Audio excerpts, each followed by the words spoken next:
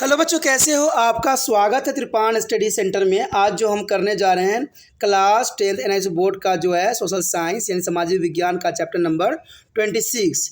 ये चैप्टर जो होगा environmental degradation and disaster management यानी पर्यावरण क्षरण तथा आपदा प्रबंधन, जो कि काफ़ी महत्वपूर्ण है हर एक क्लास के बच्चों के लिए, चाहे वो सीबीएसई में पढ़ते हों, चाहे एनआईसी बोर्ड के बच्चे हों, चाहे यूपी बोर्ड के बच्चे हो, चाहे बिहार बोर्ड के बच्चे हो, चाहे किसी भी बोर्ड के बच्चे हो, सभी बच्चों के लिए बहुत ही काफ़ी महत्वपूर्ण होने वाला है। इवन कि जो बच्चे कंपटीशन की तैयारी कर रहे हैं उनके लिए भी अमृत तुल्य रहेगा ये टॉपिक, ठीक है। लेकिन आपको पता है कि चैप्टर स्टार्ट करने से पहले एक बात जो मैं सदैव कहता हूँ, जिसको आपको सोचना भी चाहिए, विचार भी करना चाहिए, इवन अमल भी करना चाहिए, वो ये है कि जब भी वीडियो देखिए पूरा देखिए, क्योंकि अधूरा जानकारी सदैव खतरनाक होता है। साथ में एक इंपॉर्टेंट बात ये भी रहता है, अगर आप पहली बार वीडियो देख रहे हो तो लाइक शेयर सब्सक्राइब करना मत भूलना, क्योंकि दोस्तों लाइक कीजिएगा तो बनाने वाले का मनोबल बढ़ता है, सब्सक्राइब कीजिएगा तो इससे ये होता है कि जब भी मैं कोई वीडियो डालूंगा उसका नोटिफिकेशन आपको समय रहते मिल जाएगा। और देखिए, शेयर का मतलब ये होता है कि आपके थ्रू ना जाने किन बच्चों को हेल्प मिल जाए, ये आप भी नहीं जानोगे, इसलिए जो है आप शेयर जरूर करो, ठीक है। व्हाट्सएप स्टेटस पे भी लगाओ। दोस्तों एनआईसी सेंटर जो कई मानने में बहुत से बच्चों के लिए हेल्पफुल है, चाहे वो 8th क्लास हो, 9th 10th 11th 12th हो, चाहे वो एनआईसी बोर्ड के बच्चे हों, ठीक है, चाहे बीए एमए के बच्चे हो, सभी क्लासों के लिए कुछ ना कुछ जो है त्रिपाण सेंटर में उपलब्ध है। तो इसलिए आपके लिए ज़रूरी है कि आप सब्सक्राइब करके इसको चैनल को जो है सेव कर लो, नहीं तो बाद में अगर रिसर्च करोगे तो शायद आपको ये चैनल प्राप्त ना हो। तो इसलिए सोचना नहीं, विचार नहीं करना है, सब्सक्राइब करके जो है अपने पास सेव करना है। दोस्तों ये तो बात था आपके लिए, लेकिन आप देखते हैं हमारा आज टॉपिक क्या है। Today we have discussed the most important chapter here, environmental degradation and disaster management. This is the most important chapter here. But first topic arrive here, meanings of environment. There is the most important here, meaning of environment.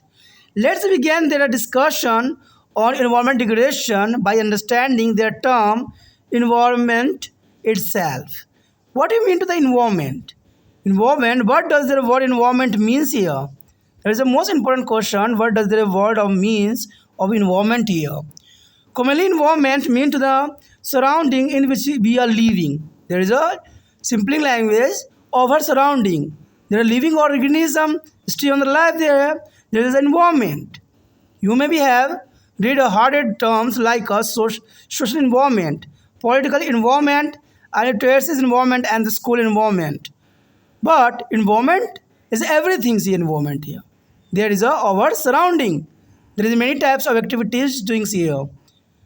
But the environment which is a shall discuss has a different meaning and different word. But let's see, there is a meaning of environment. According to the picture here, for the children of couples, their environment comprise their park, tree, plant, flower, playing equipment, air and water. There are a fish in the pond, but for the fish it is not the same. For the environment is a surrounding within the pools. The living and non-living things in the pool make the environment of fish. Therefore, for an living organism like a human beings or a plant or the animal, the environment meaning or everything. Living and non-living which is the surrounding it, as we find the environment of any organism has two components, living and non-living here. The living component is known as the biotic and include organisms themselves of human beings and plant, animal and other organisms, there are food and there are interaction. The second component here, non-living things. This is the most important and this is called to the abiotic. Abiotic is the most important, which include such as the item as a sunlight, soil, air, water, land, climate, etc. These are most important non-living things here. There is again a biotics component here. On your screen, there is a most important picture here. The man and woman and children is the in a park. This is a natural environment.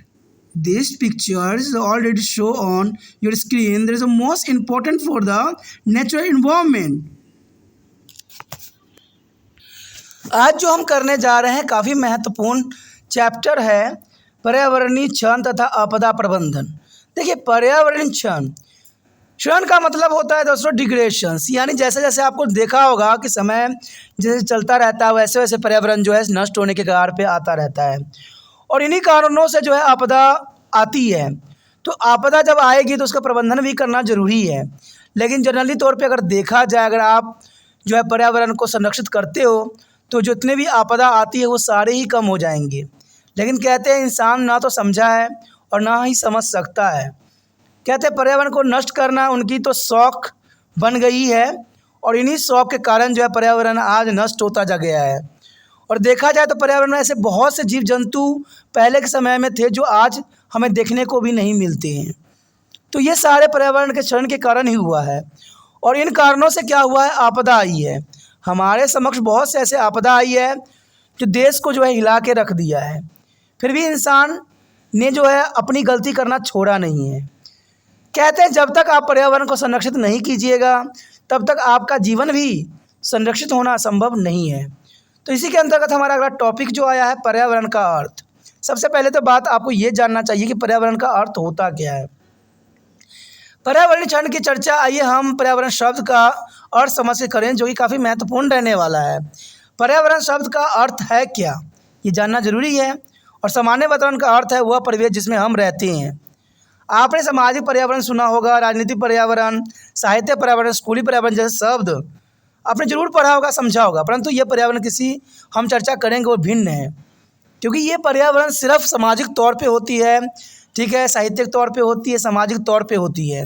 लेकिन हम जिस पर्यावरण की बात कर रहे हैं वो नेचुरल होती है, जो हमारे लिए काफ़ी महत्वपूर्ण है।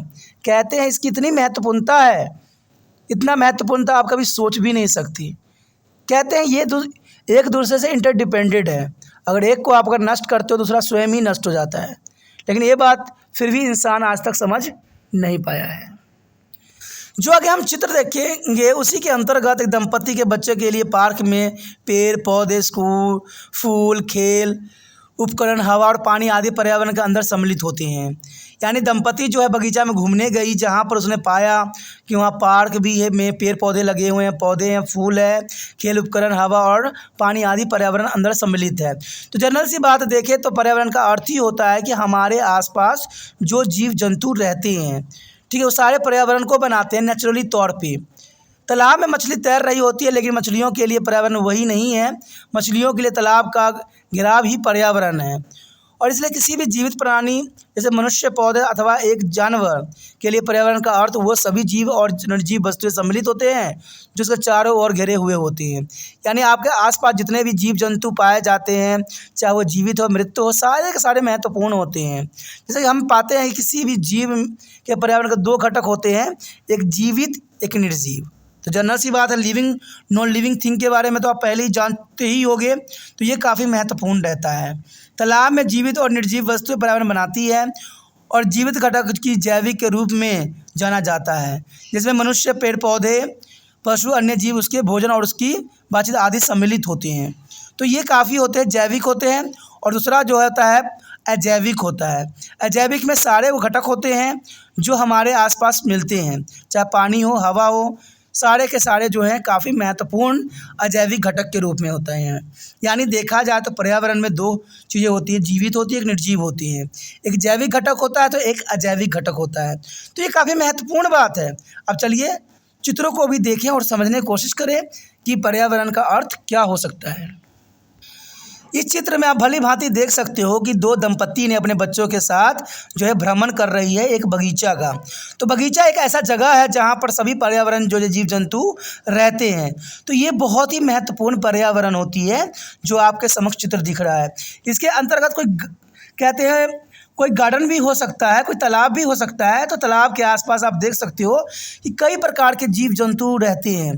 तो वो जो है पर्यावरण है, उसमें जैविक अजैविक दोनों घटक के जो है जीव जंतु विद्यमान होते हैं, ठीक है। इसमें जीवित अजीवित दोनों ही होते हैं। तो ये सारे जो है पर्यावरण को बनाते हैं और पर्यावरण से ही मनुष्य का जीवन भी सुनिश्चित होता है। तो next topic is most important है classification of environment. This is most important है classification of environment. When you consult their different source of informations, we find that environmental can be classified in many ways based on the various factors. There is a various factor is the most important part here. We have seen above their environment is referred to be a social environment, political environment, and a tertiary environment, and school environment also. and this reference is based on the specific context, social, political, literature, and school here. But the environment which are trying to understand is classified on the basis of the process of creation and evolution. The based on this environment fall into two main categories. There is a first of all here natural environment and second here human-made environment. The natural environment is the most important, but human-made environment made by human. That is the most important. Let's see one by one. First of all, come here natural environment. The natural environment it is include all living and non-living things that are occurring naturally on the earth. There is a naturally occurrence here. There is not about the interfere of man here. It's comprised of natures of living space, and the living space may be a land or sea that it may be a soil and water. It also includes there are chemical constant and physical properties of living space. The climate and variety of organism natural environment include both biotic and abiotic component as this has been to be involved through a natural process here. The creation of this component has been to the done by nature and not by any human interventions or support. It is true that human beings lives in the environment where both biotic and abiotic factor influence them and they learn to be adopt themselves with their this is the several ways. But human beings have no role to play in their creation and evolution of natural environments. This is important here. And human-made environment here, on the other hand, human-made environment include all those things which are created by the human for their use. The next component here, human-made environment. On the other hand, human-made environment include all those things which are created by human of their use. You know that human-made environment, there is a human created by the human, there is a use. And human beings are contract this surrounding as this are need for providing the required setting for the human activities. And these things are ranged from to a large scale civics and surrounding to be a personal space. For example, houses, roads, schools, hospitals, railways, line and bridge and the park are the component of human-made environment.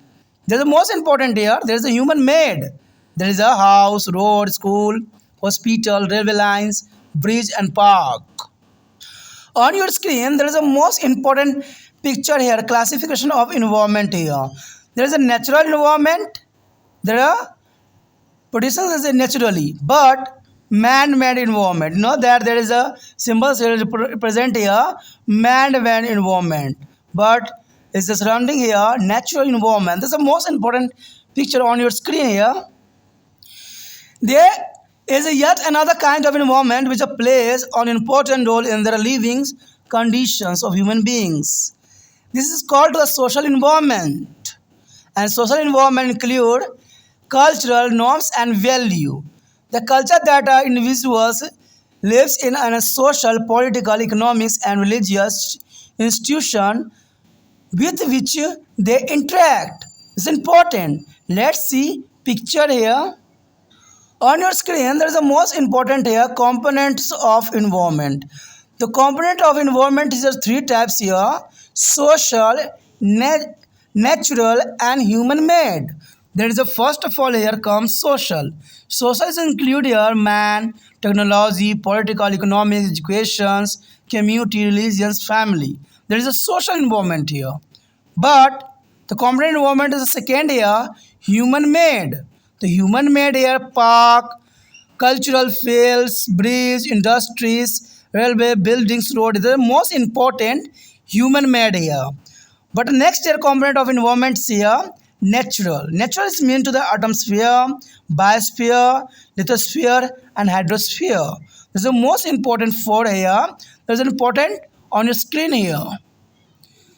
By now we have been able to understand that naturally the environmental at any place is a combination or sum total of the natural component and the human-made component. There is natural component and human made component.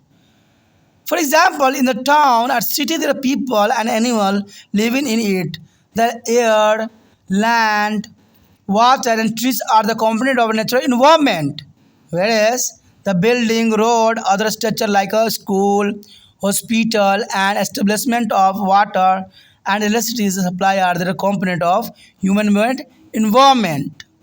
As you may be observed, human beings use the natural environment for creating human-made environment. This is important here. यदि हम आगे बात करें तो ये काफ़ी महत्वपूर्ण रहेगा कि पर्यावरण का वर्गीकरण। देखिए, पर्यावरण को अगर हम साफ शब्दों में समझने की कोशिश करें तो पर्यावरण का तो मतलब यही है कि हमारे आसपास जो जीव जंतु रहते हैं नेचुरल तौर पे, तो उसे पर्यावरण कहते हैं।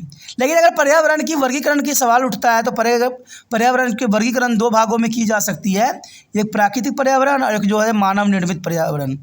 तो प्राकृतिक पर्यावरण में वो सारे जीव जंतु आते हैं जो नेचुरली तौर पे अपना जीवन सर्वाइव करते हैं, और मानव निर्मित मतलब होता है कि हम अपनी सुविधाओं के लिए जो है जो चीज़ का निर्माण करते हैं, तो वो जो है मानव निर्मित पर्यावरण कहलाएगा। तो ये काफ़ी महत्वपूर्ण है। जब हम जानकारी के जो है विभिन्न स्रोतों का अवलोकन करते हैं तो हम पाते हैं कि पर्यावरण को कई तरह से विभिन्न कारकों के आधार पर वर्गीकृत किया गया जा सकता है। आप पहले पढ़ चुके हैं कि पर्यावरण को सामाजिक पर्यावरण, राजनीतिक पर्यावरण और सांस्कृतिक पर्यावरण और स्कूल के पर्यावरण के रूप में परिभाषित किया जा सकता है। पर्यावरण सभी क्षेत्र में होता है, लेकिन यहाँ पर हम वो पर्यावरण की बात कर रहे हैं जो हमारे लिए महत्वपूर्ण है। और यह वर्गीकरण विशेष संदर्भ में जैसे कि सामाजिक, राजनीतिक, साहित्य, स्कूल पर आधारित होते हैं। और इनका वर्गीकरण देखा जाए सबके साथ पर्यावरण तो अवश्य लगाई गई है, लेकिन इनका विषय वस्तु जो होती है सामाजिक ही होती है, राजनीतिक ही करना होता है, साहित्यिक ही होता है, स्कूल पर ही आधारित होती है। इनका सिर्फ इन्हीं चीज़ों से होती है रिलेटेड। लेकिन वह पर्यावरण जिसे हम समझने का यहाँ प्रयत्न कर रहे हैं वह उत्पत्ति या किसी भी प्रकार के आधार पर वर्गीकृत है। पर्यावरण को दो मुख्य वर्गों में विभाजित किया जा सकता है। पहले वर्ग को हम प्राकृतिक पर्यावरण कहेंगे और दूसरे वर्ग को जो है मानव निर्मित पर्यावरण कहेंगे। तो ये काफ़ी महत्वपूर्ण है। अब चलिए इसके बारे में विस्तार पूर्वक चर्चा करें और जानने की कोशिश करें हर एक पहलू को। यहाँ पर सर्वप्रथम हमारे समक्ष आया है प्राकृतिक पर्यावरण। प्राकृतिक पर्यावरण काफ़ी महत्वपूर्ण है। इसमें वे सभी जीवित और अजैविक वस्तु सम्मिलित होते हैं जो पृथ्वी पर प्राकृतिक रूप से पाए जाती है। इसमें रहने की जगह का प्राकृतिक शामिल है, और ये रहने की जगह भूमि या समुद्र हो सकती है, अथवा यह मिट्टी या पानी भी हो सकती है। तो ये काफ़ी महत्वपूर्ण है। यह भूमि या समुद्र भी हो सकती है, मिट्टी या पानी भी हो सकता है, क्योंकि प्राकृतिक पर्यावरण है। इसमें रासायनिक घटक और रहने की जगह के जो है भौतिक गुण और जलवायु और जीवों के किस्म भी शामिल होते हैं। कहते हैं भौतिक गुण इसकी कैसी है, वहाँ की जलवायु कैसा है, और वहाँ पर जीव कौन कौन किस टाइप के रहते हैं, तो ये सारे पर्यावरण को बनाते हैं। प्राकृतिक पर्यावरण में दोनों जैविक और अजैविक घटकों को सम्मिलित किया जाता है। यानी पर्यावरण में देखा जाए तो इसमें जैविक अजैविक दोनों प्रकार के घटक होते हैं, और दोनों का ही अपना विशेष महत्व रहता है, क्योंकि ये सभी प्राकृतिक रूप से विकसित हुए हैं। और इन घटकों का विकास किसी भी मानवीय हस्तक्षेप या समर्थन के बगैर प्राकृतिक रूप से हुआ है। यानी प्राकृतिक जो होते हैं वो होते हैं जो मनुष्य के इंटरफियर किए बिना ही वो नेचुरल रूप से उगते हैं। इसमें उनका जो है मनुष्य का कोई हाथ नहीं होता। यानी अगर आप किसी चीज़ को उगा रहे हो तो वो प्राकृतिक नहीं होगी, वो ह्यूमन मेड होगा। लेकिन जो प्राकृतिक होता है उसको इंसानों का वहाँ पर इंटरफेयर नहीं होती है, वो इंसानों से अछूता होता है और वो अपना जीवन स्वयं ही बनाता है। तो उसे हम प्राकृतिक पर्यावरण कहते हैं। और इन घटकों का विकास किसी मानवीय हस्तक्षेप की और समर्थन के बगैर होती है। और ये सच है कि मनुष्य एक ऐसे पर्यावरण में रहता है जहाँ दोनों जैविक अजैविक कारक उन्हें प्रभावित करते ही रहते हैं। मनुष्य को सबसे अधिक प्रभावित यही दो जैविक कारक करते हैं और हम खुद इसके अनुकूल बन जाते हैं। लेकिन मनुष्य और प्राकृतिक पर्यावरण के सृजन और विकास में कोई भूमिका यहाँ पर सम्मिलित नहीं होती है। तो ये काफ़ी महत्वपूर्ण बात है। अब चलिए देखते हैं दूसरा प्राकृतिक घटक। यहाँ पर जो हमारा समक्ष आया है मानव निर्मित पर्यावरण, यानी इंसानों के द्वारा बनाया गया पर्यावरण। दूसरी ओर मानव निर्मित पर्यावरण में वो सभी वस्तु सम्मिलित है जिनका निर्माण मनुष्य ने अपने उपयोग के लिए किया है, अपनी सुविधाओं के लिए किया है। मनुष्य इन सभी आसपास की चीज़ों का निर्माण करता है जो है मानवीय अनुक्रियाओं के लिए आवश्यक होता है। यानी मानवीय अनुक्रिया का मतलब होता है मानवीय क्रियाकलाप, ठीक है। तो यह जो है वस्तुएं बड़े स्तर पर नगर पालिका की सीमाओं से लेकर व्यक्तिगत मकान हो सकता है। यानी मनुष्य के द्वारा बनाया गया कुछ भी हो सकता है। नगर पालिका के जो है सीमा से लेकर व्यक्तियों के मकान तक हो सकते हैं। उदाहरण के लिए देखा जाए तो मकान भी हो सकता है, सड़कें भी हो सकती है, स्कूल, अस्पताल, रेलवे लाइन, पुल और पार्क आदि सभी मानव निर्मित पर्यावरण घटक हैं। तो ये मनुष्य ने अपनी आवश्यकताओं के अनुसार इसकी निर्माण करवाया है। और आपके समक्ष जो यहाँ पर चित्र आया है, पर्यावरण का वर्गीकरण देखिए 2 भागों में है। निचले पार्ट में आप देख सकते हो कि प्राकृतिक है, जिसमें पेड़ पौधे सभी जीव जंतु सम्मिलित हैं और ये स्वयं ही प्राकृतिक में अपना जीवन यापन करते हैं और ये अपना भोजन स्वयं बना रहे होते हैं। पेड़ पौधे जितने भी होते हैं स्वयं पोषी होते हैं और अपना भोजन स्वयं बनाते हैं। अब मानव निर्मित देख सकते हो कि बिल्डिंग से लेके ब्रिज से लेके बिल्डिंग तक सब के सब जो है मानव निर्मित है। तो ये पर्यावरण का वर्गीकरण जो है 2 भागों में किया गया है, प्राकृतिक पर्यावरण और मानव निर्मित पर्यावरण, जो ये काफ़ी महत्वपूर्ण है। मनुष्य के रहन सहन में ये पर्यावरण महत्वपूर्ण भूमिका निभाते हैं क्योंकि मनुष्य जो है कई रूप से इन्हीं से जुड़े हुए होते हैं। इसे सामाजिक पर्यावरण कहा जा सकता है और सामाजिक पर्यावरण में संस्कृति, मानदंड और मूल्य, मानव संस्कृति और सामाजिक, राजनीतिक, आर्थिक और धार्मिक जो है संस्कृति संस्थाओं में जिनके साथ ये परम संबंध रखता है, तो सभी सम्मिलित होते हैं इसके अंतर्गत और काफ़ी महत्वपूर्ण है। अब चलिए एक डायग्राम भी देखें, इससे समझ में आएगा कि जो है ये कंपोनेंट को जो है कितने भागों में विभक्त किया गया है। अब यहाँ पर आपके समक्ष जो डायग्राम प्रस्तुत हुई है वो काफ़ी महत्वपूर्ण है, इसको समझने की ज़रूरत है। देखिए पर्यावरण के घटक को जो है 3 भागों में विभक्त किया गया है। पहली भाग जो है सामाजिक, पहली भाग यहाँ पर जो मिली है वो सामाजिक के अंतर्गत आ जाता है समुदाय, धर्म, परिवार, मानव, तकनीकी, राजनीतिक, अर्थशास्त्र और शिक्षा। तो ये सारे के सारे सामाजिक जो है घटक के रूप में देखे जा सकते हैं। उसके पश्चात आता है मानवकृत यानी ह्यूमन मेड यानी मानव के द्वारा निर्मित किया गया क्षेत्र, जिसके अंतर्गत आप समझ सकते हो कि पार्क हो सकता है, कृषिगत भूमि हो सकती है, शिक्षा हो सकता है, उद्योग धंधे हो सकते हैं, रेल हो सकता है, इमारतें हो सकती, सड़कें हो सकती हैं। तो ये पर्यावरण घटक हैं। उसके पश्चात आता है प्राकृतिक घटक के अंतर्गत वायुमंडल हो सकती है, जीवमंडल हो सकता है, स्थलमंडल हो सकता है, जलमंडल हो सकता है।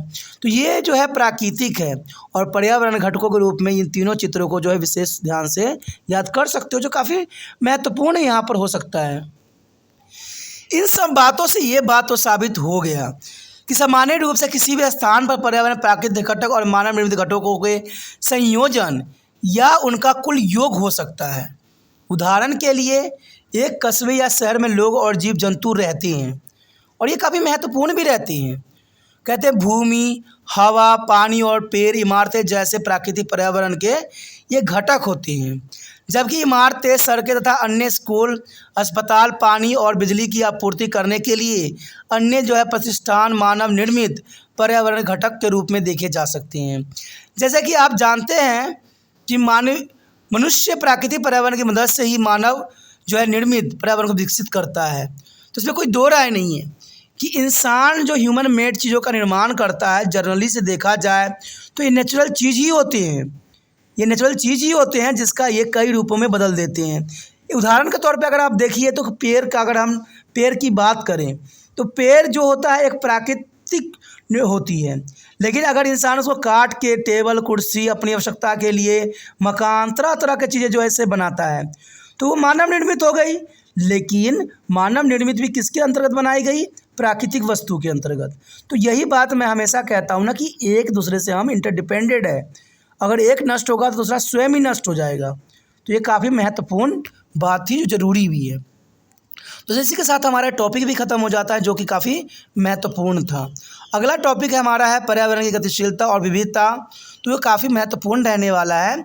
अगर आपको ये टॉपिक समझ में आई तो जितना हो सके इस वीडियो को शेयर करना है, क्योंकि यही एक माध्यम है जिससे आप तिरपान स्टडी सेंटर का हेल्प कर सकती हो। ठीक है, सोचिए नहीं, जितना सब शेयर करने की विचार मन में रखिए और इसे कुछ नहीं करना है, यूट्यूब से लिंक कॉपी करके व्हाट्सएप स्टेटस पर लगा देना है। देखिए दोस्तों, प्रयत्नशील ही रहना इंसान की सबसे बड़ा कर्म धर्म है। ठीक है। और पहली बार वीडियो देख रहे हैं या पहली बार मेरे चैनल पे आए हो, चैनल को सब्सक्राइब करके अवश्य सेव कर लीजिए, क्योंकि यहाँ पर जो है 8th क्लास से लेकर 9 MA तक के बच्चों के लिए बहुत से वीडियो उपलब्ध है। तो सोचना नहीं है, विचार नहीं करना है, चलो सब्सक्राइब करके अपने मोबाइल में सेव करना है। कहते हैं जो सही है वो सदैव सही रहेगा।